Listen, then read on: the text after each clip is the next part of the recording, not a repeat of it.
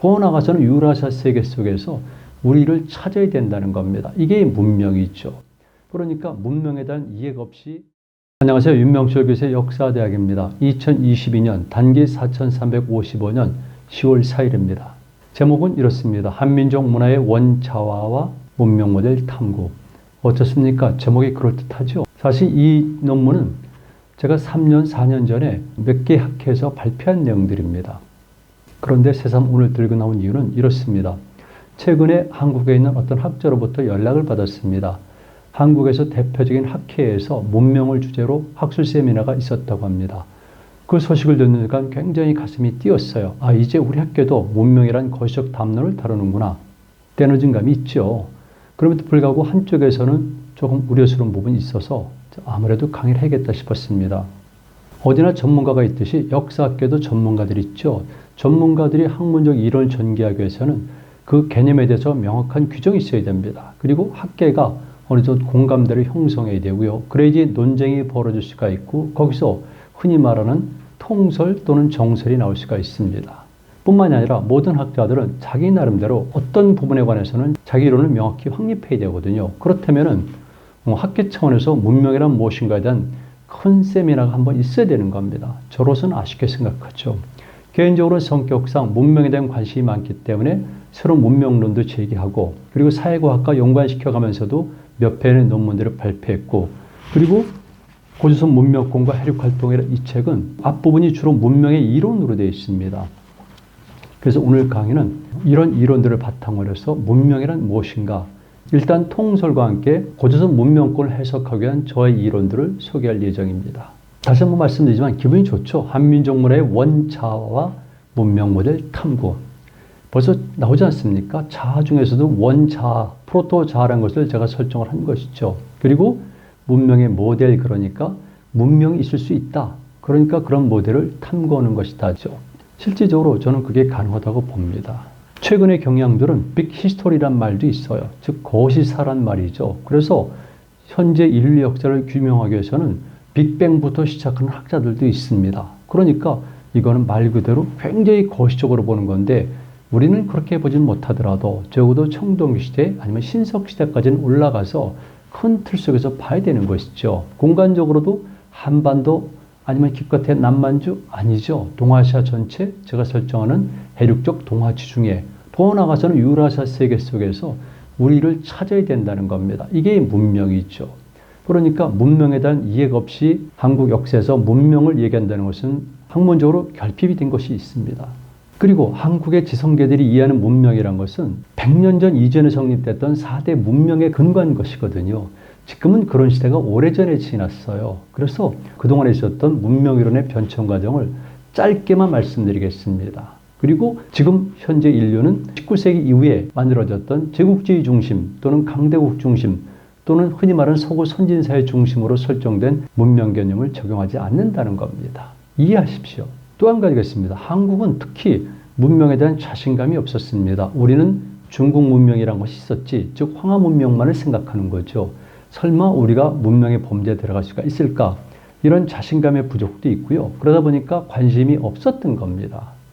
남의 일인 것이죠. 거기에 반해서 일본만 하더라도 과감하게 문명이라는 용어를 씁니다. 일본 문명이라는 용어도 쓰고 또 어떤 시대 특정한 지역을 문명이라는 용어를 쓰기도 합니다.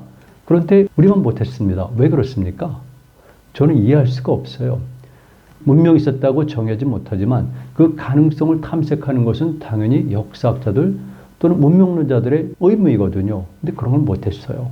그리고 지난 시간에 말씀드렸지만 오히려 반대로 우리가 흔히 말하는 일제시대 때 단재 신치호 선생 그리고 육당 최남선 선생, 자산 안학 선생 이런 분들이 문명적 관점에서 우리를 이야기했던 겁니다. 거기에 반해서 현재 한국 역사학계 전시되는 일제시대 때 역사학계 그리고 지금까지도 우리는 문명이란 거대한 담론을 논하지 못하고 있습니다. 그러나 어쩔 수가 없어요. 왜 그러냐면 이미 글로벌리제이션이란 말이 성립되기 이전에도 세계는 하나가 되고 있습니다. 교통과 통신이 발달했죠. 뿐만이 아니라 지금은 기호가 발달했습니다. 다양한 종류의 코드가 발달했기 때문에 우리는 실시간으로 세계의 모든 지역과 연동되고 있습니다. 그러니까 상대 비교가 가능하고 그 과정 속에서 우리는 다른 문명권의 존재로 이제는 4대 문명이 아니라 얼마나 많은 문명권이 있었던 것을 우리는 확인할 수가 있고요. 그런 과정 속에서 우리도 우리 스스로를 돌아보면서 나름대로 가능성을 모색할 필요가 있습니다. 미리 말씀드리지만 문명은 거대하거나 조직적이거나 화려하거나 크거나 이런 것만은 아니죠. 그런 사고에서 벗어나야 됩니다. 저는 그래서 먼저 들어가는 말에서 이렇게 질문을 던집니다. 우리는 왜 이런 작업이 필요할까? 왜 하필은 원자란 말을 쓰고 문명이란 것을 쓸까? 원자란 용어와 함께 문명이란 단어를 끌어와서 사용할까? 이미 21세기에 들어오면서 문명사적인 대변화가 생기고 있습니다. 지구에서도 변화가 생기는데 그 변화는 생태계의 변화이기 때문에 이것은 인간의 의지와는 큰 관련이 없습니다. 일부 생태론자들이 또는 생명론자들이 또는 환경론자들이 주장하는 것처럼 인간에 의해서 쉽게 변할 수 없는 자연환경인데요. 엄청나게 자연환경에 큰 변화가 생기고 있습니다. 당연히 거기에 영향받죠. 정치적으로는 글로벌리제이션, 새로운 형태의 그레이트 게임이 지금 긴박하게 추진되고 있습니다. 동아시아에 있어서도 문제가 심각합니다. 불과 10년 정도밖에 안 됐어요. 중국이 중화제국주의를 선언하고 지금 추진했고 이미 성공의 반열에 올랐고 그리고 동아시아 아니면 넓은 의미 아시아에서 그 힘을 팽창하고 있습니다. 그 과정 속에서 그들은 새로운 형태의 중국 문명론을 만들었고요. 그런데 우리는 속수무책으로 바라만 보고 있습니다. 중국이 동북공정이라든가 기타 한국 역사 문화를 왜곡하고 있는데요. 왜 그런 역사 왜곡을 하는지 문화 왜곡을 하는지 근본 이유를 알아야 돼요. 단순하게 지식인이라든가 역사학자의 생각이 아니라 중국 전체를 움직이는 중국 지도부, 공산당 핵심부에서 가지고 있는 국가발전 전략, 중국의 장기적인 미래를 염두에 둔 것이 바로 그런 작업이거든요. 그것이 문명으로 포장돼 나오는 겁니다.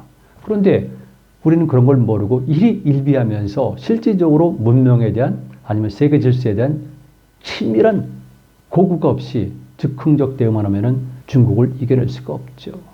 그리고 세계 문명 자체가 정말 새롭게 재편되고 있습니다. 즉 다시 말씀드려서 이제는 인류에게 우주가 무엇인가는 우주 담론, 지구 담론, 그리고 유라시아의 담론 등등의 여러 가지 새로운 담론이 절박하게 필요한 시점에 왔습니다. 그런 관점 속에서 정체성이라는 것은 매우 중요하고요. 우리 원형을 탐구할 필요성이 있습니다. 첫 번째는 모든 존재물들은 자기 근원에 대한 깊은 관심을 갖고 있고요. 그거는 명제입니다. 존재에 가진 명제인데요. 이것이 없이는 존재할 수가 없어요. 인간이기 때문에. 그리고 존재 원형이 파괴되는 경우가 많지 않습니까? 특히 우리는 언젠가부터 우리 존재의 원형이 많이 파괴가 됐어요. 왜곡이 됐습니다. 심각해요. 그러다 보니까 지금 우리는 생존력이 뛰어났기 때문에 짧은 기간에 성장을 이뤘지만 실제로 내적인 성숙이 잘 이루어지지 않고 있는데요. 그 중에 하나는 자의식이 부족한 것 때문에 그렇습니다. 그래서 우리는 정체성을 열심히 찾아서 우리가 삶의 주인으로서 역사의 주인으로서 자의식도 가져야겠다는 것이 제 생각이고요. 정체성을 확인해야지 또는 문명에 대한 이론이 정립되어야지 어떻게 하면 이렇게 정체성 아니면 문화 또는 문명을 효과적으로 이용을 할까? 그리고 어떻게 어떤 도구로서 유용성을 가질 수 있을까? 이런 것들 탐구할 수가 있거든요. 그런 과정 속에서 우리는 우리에게 즉 인류로서 또는 세계 시민으로서 또는 동아시아 한민족 이 이론으로서 또는 대한민국의 이론으로서 다가오는 또는 이미 닥친 위기를 극복할 수 있습니다. 그런 극복하는 세계관이라든가 사상이라든가 구체적으로 전략 전술 나아가서는 살아가는 생활 모델까지도 찾아볼 수가 있다는 겁니다. 우리 심각합니다. 우리는 기본적으로 어떤 식의 삶을 살아가는 것이 옳은가, 어떤 생활을 하는 것이 옳은가 이런 생활 모델에 대한 공감대가 없어요. 그나마 있었던 것도 파괴가 됐습니다. 그리고 그런 부분에 관해서 지금 관심도 없을 뿐만 아니라 관심을 가질 여력이 없습니다. 아시잖아요. 지금 모든 사람들이 관심을 쏟고 있는 부분이 무엇인지. 저는 그래서 특히 고대를 주목합니다. 왜 고대일까? 이거는 모든 인류에게 공통적인데요. 모든 존재물들은 현재적 또는 동시대적 존재이기 때문에 단 1세대 전의 과거를 몰라요. 자기가 탄생하기 이전에 자기에 대한 확신이 없는 겁니다. 그래서 기본적으로 존재에 대한 의심이 있고요. 그리고 근원적인 불안감이 있어. 이 불안감을 가지고 많은 사람들이 얘기를 했고 특히 18세기 이후의 철학자들이 이 부분에 관해서 집중적으로 관심을 가졌고 특히 1차 세계대전이 끝나면서부터는 이것이 더 심각해지니까 우리가 흔히 하는 실존주의라든가 등등이 다 이런 것과 귀를 같이 해요. 우리 근원적으로 불안감을 가지고 있어요. 그리고 동시에 인간은 좀 편안해지고 행복하게 살길 원합니다. 그래서 자동적으로 현실과 직결되지 않은, 현실과 무관할 수도 있는, 그리고 객관적으로 조명할 수도 있고, 그리고 약간의 포장도 가능한 전 시대를 살펴보게 되고, 멀리 그슬 올라가다 보면 고대 또는 원시까지 올라가는 겁니다. 마르크스도 원시 공산주의를 얘기하지 않았습니까? 이때 이 원시 공산주의랑은 실제 여부는 관련이 없이 그런 것을 설정할 수밖에 없어요. 이건 마르크스의 독창적인 사고가 아니라 이미 아주 오래전부터 인류가 가지고 있는 기본적 생각입니다. 옛날 옛적에부터 해가지고 아득한 옛날, 이거 전부 다 그겁니다. 또는 시대를 구분할 때 황금시대, 동해시대, 철해시대 구분할 때 황금시대를 설정한 것도 마찬가지요. 그만큼 고대는 모든 인류가 공유하는 것이고, 그리고 인간이 갖고자 하는 원형이고, 그리고 인간이 숨고자 하는, 깃들고자 하는, 인간이 깃들기 원할 때 숨을 수 있는 공간이기도 합니다. 우리는 그래서 고대를 통해서 모델을 찾고요. 이런 겁니다. 저는 그리고 시간적일 뿐만 아니라 공간적으로도 모델을 설정하는데요. 당연히 이 시대에도 모델이 있어야 되거든요. 모델이 있어야지 사람은 움직일 수가 있고 자신감도 가질 수가 있고, 그리고 마치 등대처럼 지표가 되는 겁니다. 제가 지금 유라시아 또는 중앙아시아 한가운데 있습니다. 사마르칸드. 제가 이곳엔 목적은 여러 가지가 있겠지만 그 중에 하나는 바로 제가 지향하는 문명의 모델을 찾을 때 시간적으로는 고대고 우리 고조선 또는 원조선의 역사지만 공간적으로는 그런 모습들을 일부 남기고 있는 중앙아시아의 오지라는 겁니다. 그래서 제가 이곳에 온 것이거든요. 저는 시간과 공간을 가지고 새로운 대한문명을 탐구해 온 겁니다. 이런 것들은 당연히 그동안 인류가 또는 많은 지성계가 규정했던 기존의 문명 이론과는 좀 다른 것입니다. 그리고 이러한 대한문명을 찾는 노력은 많은 학자들이 해왔습니다. 저는 이런 대한문명을 모색하면서 그것이 가지고 있는 가치, value, 그리고 역할, 여기에 대해서 의미를 두고 있습니다. 제가 설정한 문명 이론들이 몇 가지가 있는데요. 그 중에 하나가 해륙 문명론입니다. 이것은 공간과 실체의 문제랑 직결되고 있는데요. 공간적으로는 바다와 대륙을 유기적으로 연결한 문명, 이게 해륙 문명론이에요. 즉 제가 설정한 동아지중해 모델 속에서 현재 한반도와 만주일대와 일본 열도, 그리고 해양을 포함한 것은 해륙 문명으로 설정하는 겁니다. 그 문명은 흔히 말하는 중화문명권과 또는 흥할령 서북쪽에 있는 유목문명과는 다른 것이죠. 그리고 이런 것들을 보완하기 위해서 몇 가지 소이론들을 만들었는데 그 중에 하나가 역사 유기체설입니다. 역사는 유기체라는 것이죠. 이 부분에 관해서는 다소 오해의 여지가 있습니다. 제가 이미 여러 번 발표했습니다. 또 하나는 터와 다액 이론이라는 것입니다. 터는 필드를 얘기하고요. 우리말 터 있죠. 집터, 무덤터, 터, 최고죠. 이 터란 말은 일본말이나 중국말이나 또는 영어권이라든가 다른 언어로 표현할 수가 없어요. 왜? 우리 언어로서 수천 년간 또는 그 이상 사용했기 때문에 그것은 단순한 기호가 아니라 여기는 모든 것이 응축된 역사 용어라는 겁니다. 그런데 설명이 되니까 외국 사람들을 위해서 제가 표현한 것이 터와 다액 이론이라고 붙였고 영어로 field and multi-core라고 그런 겁니다. field 그리고 multi-core. 이게 저는 우리가 사용했던 터와 가장 가까운 용어라고 생각합니다. 이것도 또 말씀을 드립니다. 환류 시스템 이론이 있는데요. 환류란 것은 당연히 이렇게 돌아가는 겁니다. 그런데 단순한 것이 아니라 일종의 네트워크 개념이죠. 그리고 하나가 아니라 두 개가 아니라 세 개의 흐름. 이 세 개의 흐름이 동시에 환류한다는 삼류 시스템입니다. 트리플 서큘레이션 시스템 시로이가 되는 것이죠. 이런 몇 가지 이론들을 갖고 그동안 문명론을 전개해왔습니다. 제가 이렇게 말씀을 드리는 이유는 이것이 옳고 그르건 간에 역사학자로서 자기 이론을 전개할 때, 특히 우리 역사 속에서 문명의 가능성을 추구할 때는 적어도 이런 이론적 공부가 있었고 그 다음에 자기 이론도 전개해야 된다는 것이죠. 단순하게 용어를 채운다거나 남의 걸 수용한다든가 이래가지고 학문하면은 학문을 발전할 수도 없고요. 그리고 이런 식으로 오게 되면은 비전문가들의 비판을 면하기 힘듭니다. 제가 설정한 문명의 이론은 궁극적으로 이겁니다. 비문명론, non-civilization이죠. 그래서 civilization이 있는가 하면은 거기에 반대하는 anti-civilization이 있습니다. 반문명론자들이죠. 이거 특히 20세기 초에 들어오면서도 본격적으로 되고요. 1970년대 오게 되면서 현대 문명에 대한 한계를 지적하고 문명 자체를 부정하거나 낮게 평가하는 흐름들이 많아요. 주로 생태론자들이죠. 저는 역사학자로서 그렇게 볼 수도 없고 그렇게 보지도 않습니다.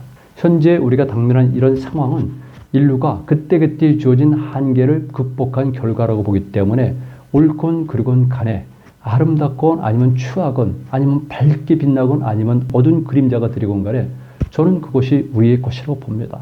소중하죠. 다만 이것에 대한 문제점 그리고 이 문제점을 어떻게 하면 조금 해결할 수 있을까? 아니면 다른 방향으로 변화시킬 수가 있을까?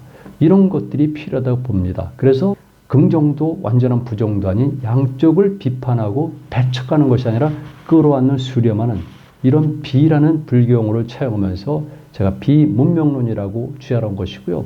그를 위해서 그동안 발표했던 논문들은 생명사관 또는 무교사관, 삼해논리 등등입니다. 각각의 여러 개의 논문들을 이미 발표해 온 겁니다. 그리고 이런 비문명론을 찾기 위해서 모델화시키기 위해서 필요한 것들이 무엇이겠습니까? 이를테면 거기에 해당하는 공간, 장소죠, 플레이스. 여기에 거주하고 그리고 이런 몸에 생성하는데 중요한 역할, 어디서나 주체와 함께 객체가 있고요. 주도적으로 하는 사람이 있는가 하면은 따라가는 사람들이 있어요. 이랬을 때 가운데 있으면서 주도적 역할을 한 집단이 있거든요. 그 담당 주체에 대해서 우리가 분석을 해야 돼요. 저는 당연히 이렇게 동방문명권의 주체는 바로 우리라고 보는 겁니다. 그래서 주로 우리에 대해서 분석을 해야 되는데요. 그 우리라는 것이 고대를 거슬러 올라가면은 지금 현재 우리가 말하는 우리의 직계 조상만 있는 것은 아니죠. 그 시대에는 더군다나 문명권이라면은 그 문명에 걸맞는 시스템이 있어야 되고 거기에는 다양한 종족들이 같이 있는 겁니다. 병렬적이건 아니건 간에 랭크가 있건 없건 간에 그래서 이런 것들을 분석해야 돼요. 그리고 그들이 가지고 있는 정확한 생물학적 특성, 레이스에 관한 문제죠. 사회적 특성, 역사적 성격을 구체적으로 분석하고 이해할 필요가 없습니다. 제가 미리 말씀드려요. 현재 우리와 직접 연관이 안 되는 그런 종족들을 우리와 무관하다고 내쳐버리는 기존의 역사학의 주장이나 아니면 그들이 전체가 우리라는 것 그리고 그들이 살고 있는 터가 전부 다 우리 영토라는 이런 식의 소위 세야 또는 시민사학의 주장들은 학문적으로 문제가 있는 겁니다. 사실에 근거해야 된다는 겁니다. 그리고 신앙, 사상, 논리를 이해해야 돼요. 그들이 가진 신앙 당연히 다릅니다. 같은 고조선 문명권이라도요. 중해권에 있는 우리와 반주변부에 있는 그들과 주변부에 있는 그들과 이들은 달라요. 아니 당연히 생태환경에 따라서 역사적 경험에 따라서 다른 것 아니겠습니까? 심지어는 인간이 가진 신체, 즉 생리학적 특성에 따라서도 사상과 신앙이 달라져요. 이건 얼마든지 보고서가 나온 것들입니다. 그리고 논리도 다르기 때문에 우리는 이해를 해야 돼요.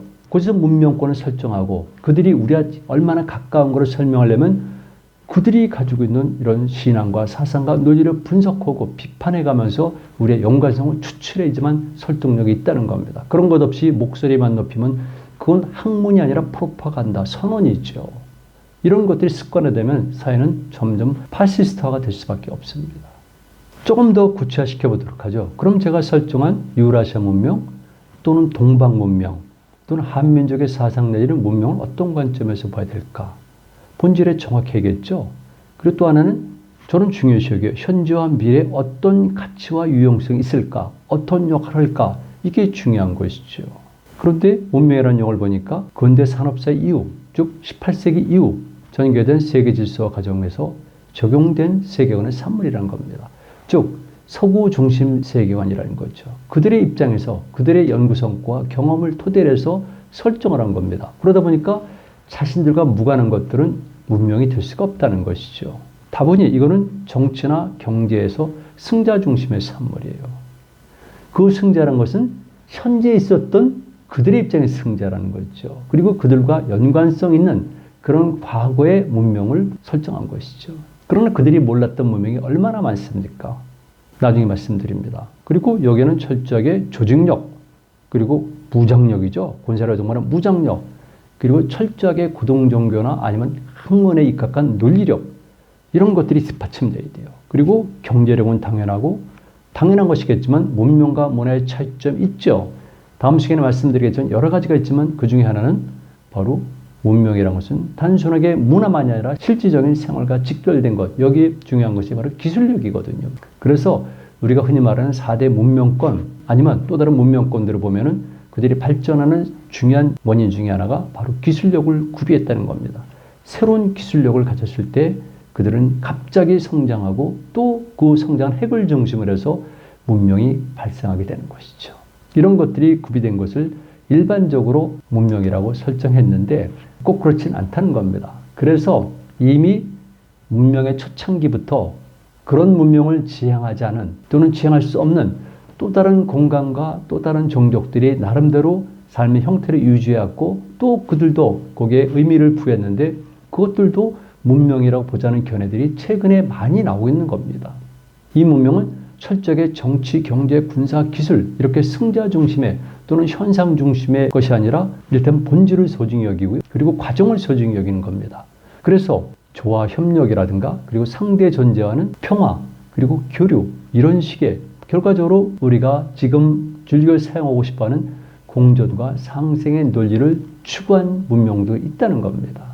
이런 것들은 실제로 있었을 수도 있고 없었을 가능성도 있어요. 그런데 개인적으로는 당연히 있었다고 보는 겁니다. 왜? 우리는 그런 문명을 초기부터 추구했다고 저는 판단하기 때문에 그렇죠. 크로포트킨이라는 사람이 있어요. 공산주의자, 이들에게는 특별한 사람인데요. 그리고 우리나라의 초기의 무정부주의자들도 크로포트킨을 높이 평가했습니다. 그가 주장한 것이 상호부조론인데요. 이 세계 모든 존재물들은 서로가 도와간다는 것이죠. 갈등과 충돌의 논리가 아니라 오히려 조화, 합일의 논리로 보는 겁니다. 뭐 이런 것들은 지금도 각가지 형태로 새롭게 표현되고 있어요. 그리고 춘추전국시대도 마찬가지죠. 맹자가 성선설을 주장했지 않습니까? 성악설을 주장한 사람들도 있고요. 아니면 무성설을 주장한 사람들도 있습니다. 다양한 거죠. 그런데 현대에 들어와서는 소수의 인류학자들이 그런 발언을 하기 시작했습니다. 그리고 소수의 종교학자들, 신화학자들이 발언하기 시작했습니다.